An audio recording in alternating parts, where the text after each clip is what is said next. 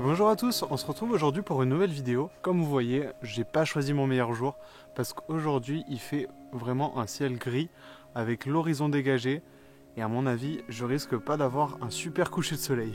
Alors cet après-midi je suis revenu au Roc des Vierges, Roc des Deux Vierges, je sais plus comment ça s'appelle exactement, qui est un endroit que j'avais déjà visité et que j'avais déjà aussi vlogué sur cette chaîne. Donc c'est un petit sommet qui est au niveau du lac du Salagou dans l'Hérault. Un petit sommet qui est vraiment très accessible avec une petite randonnée pour y accéder. Et la dernière fois j'avais eu des conditions très venteuses avec des lumières qui m'avaient pas entièrement satisfaite. J'avais eu globalement pas trop de coucher de soleil, il y avait une bande nuageuse qui avait un peu tout coupé. Et sachant que je trouve qu'il y a un gros potentiel sur cet endroit, je voulais y retourner. Et il s'avère que pour la plupart d'entre nous photographes de paysage, on peut pas sortir tout le temps, on peut pas sortir dès que les conditions sont au top. Là, c'était prévu, là, depuis le début de semaine, je m'étais dit que j'allais sortir et faire une sortie aujourd'hui.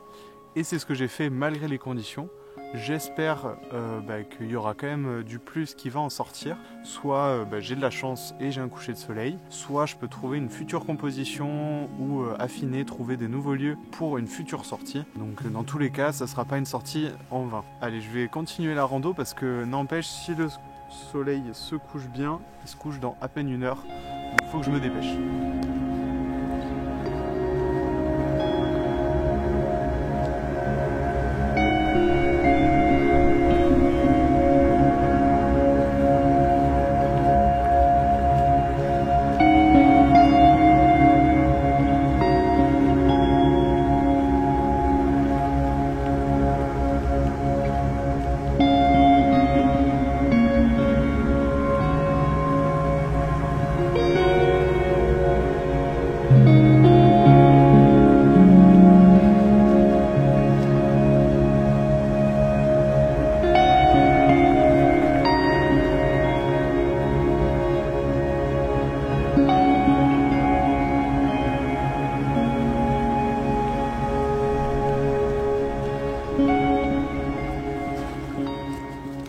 Je viens juste d'arriver au sommet et je vais clairement pas avoir de coucher de soleil malheureusement parce qu'on a une énorme couverture nuageuse et principalement au-dessus de moi ça se dégage un peu mais principalement sur l'horizon on a notamment pas mal de nuages bas. On a une très mauvaise visibilité donc c'est sûr le soleil se couche normalement dans environ 10-15 minutes. C'est sûr que je vais rien avoir mais je suis très content d'être venu malgré les 1h30 de route au total, malgré les plus d'une heure de marche aller-retour.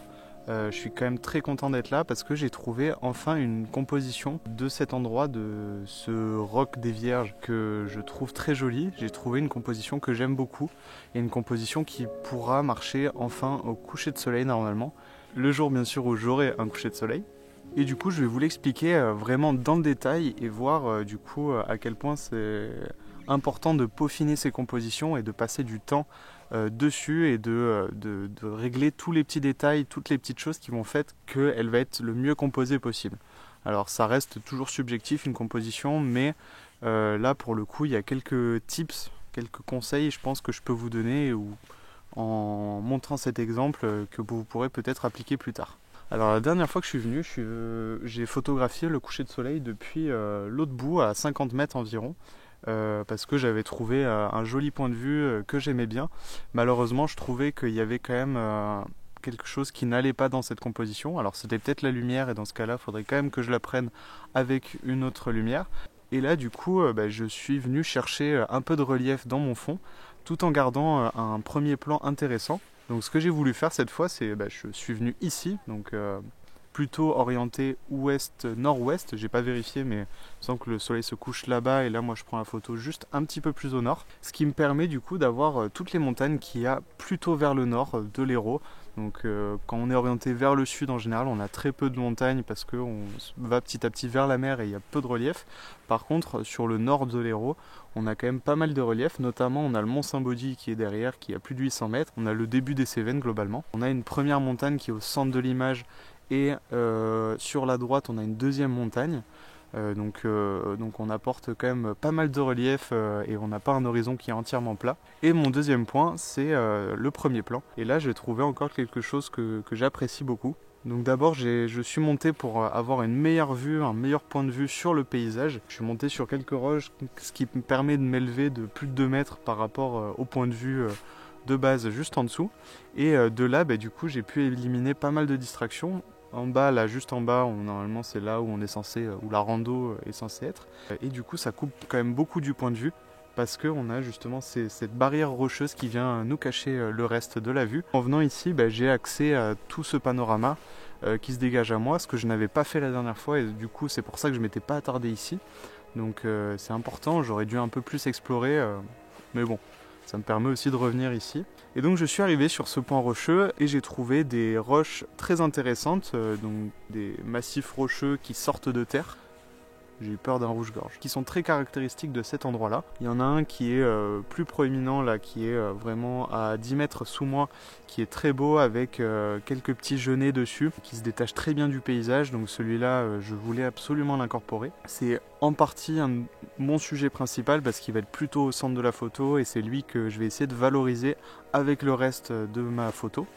Donc là je me suis demandé comment le valoriser, et pour le valoriser j'ai essayé de l'encadrer au mieux, qu'il n'y ait pas du vide sur la droite qui attire le regard et qui vienne de perdre, et qu'il y ait un truc sur la gauche qui vienne pas compenser. Il fallait quelque chose qui compense, il fallait que cette roche soit encadrée et que du coup le regard soit mené directement sur cette roche.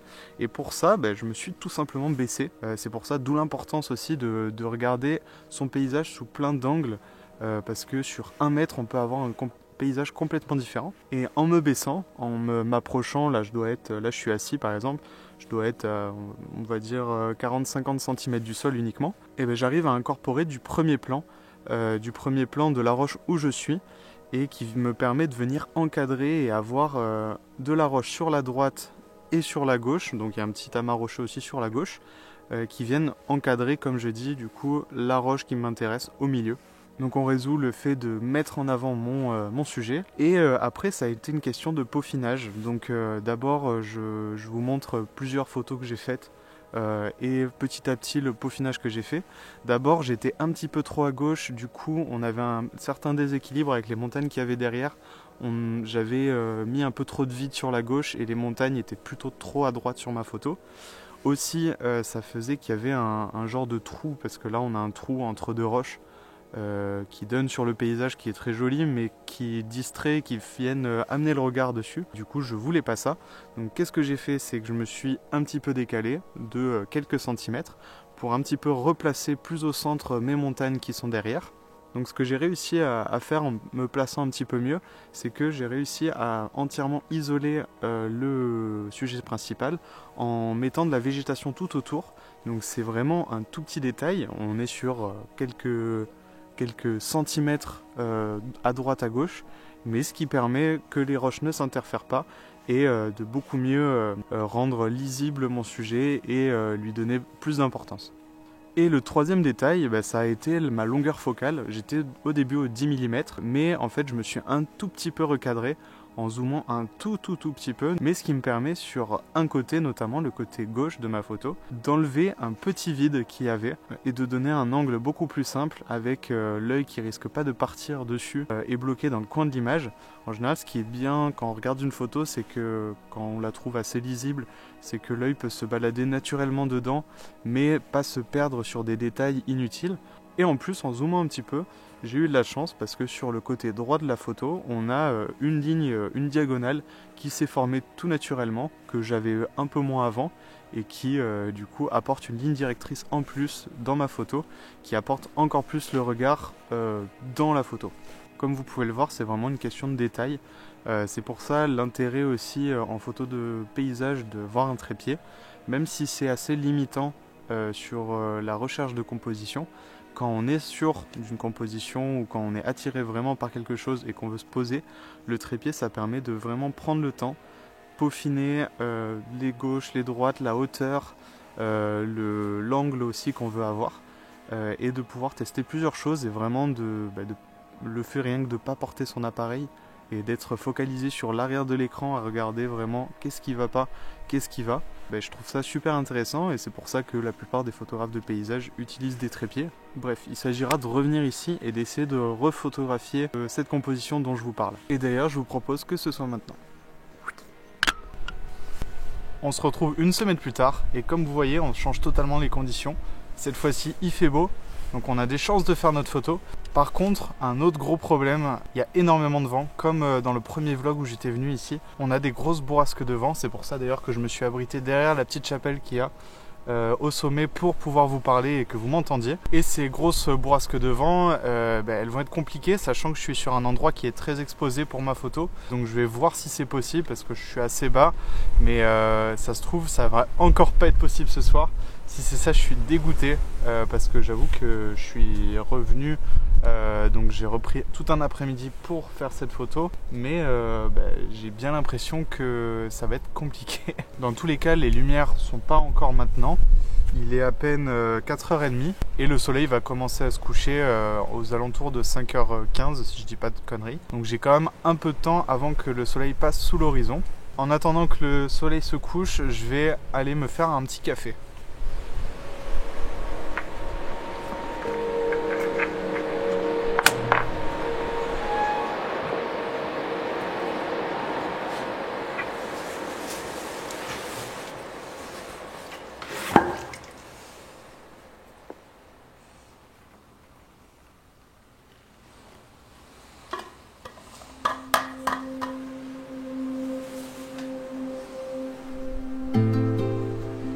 Au passage, j'avais oublié que cette vidéo allait sortir du coup après 2023. Donc je vous souhaite à tous la bonne année. Je remercie tous ceux qui me soutiennent dans mes projets. Grâce à vous notamment, là j'ai fait l'acquisition d'un Fujifilm X-T4 que j'attends là d'ici quelques jours. Donc je suis super content. Je vais pouvoir aussi améliorer la qualité de ces vlogs avec du coup la vidéo du Fuji. Et merci à tous les nouveaux arrivants sur la chaîne. Je suis content de garder le rythme des vidéos pour le moment et j'espère pouvoir le garder tout au long de l'année. J'espère aussi que ça vous plaît. N'hésitez pas en commentaire aussi à me dire des idées de vidéos qui vous intéresseraient pour un petit peu varier et pouvoir aussi peut-être trouver des formats plus simples à filmer que des sorties carrément où il faut que je prenne beaucoup plus de temps aussi pour les faire. Par exemple des formats où je vais vous présenter mon matériel photo, mon matériel randonnée, bivouac, etc. Je sais que ça pourrait intéresser certains d'entre vous. Et sinon, j'ai hâte de continuer les sorties en 2023 et de pouvoir continuer à vous partager tout ça. Sinon, j'espère que le vent va un petit peu baisser. J'ai pas l'impression malheureusement. Je vais pas vous filmer du tout la partie où je vais prendre la photo parce que il y aura beaucoup de vent, on va pas m'entendre et puis je vais faire attention de pas tomber moi et pas faire tomber l'appareil. Donc je vais avoir d'autres choses à penser et donc je vous laisse avec les résultats.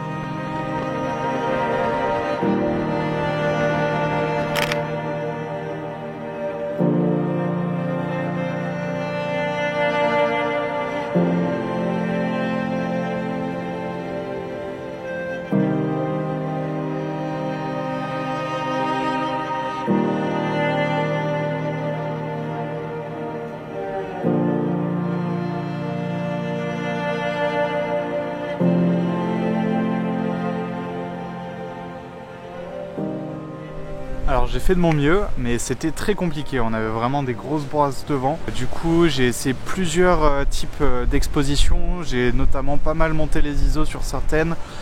J'ai essayé de faire au plus bas pour d'autres, en essayant d'attendre un petit peu les moments où il y avait un peu moins de vent, mais c'était quasi du continu. Donc c'était vraiment compliqué, je verrai sur l'ordi si j'arrive à avoir quelque chose d'assez net.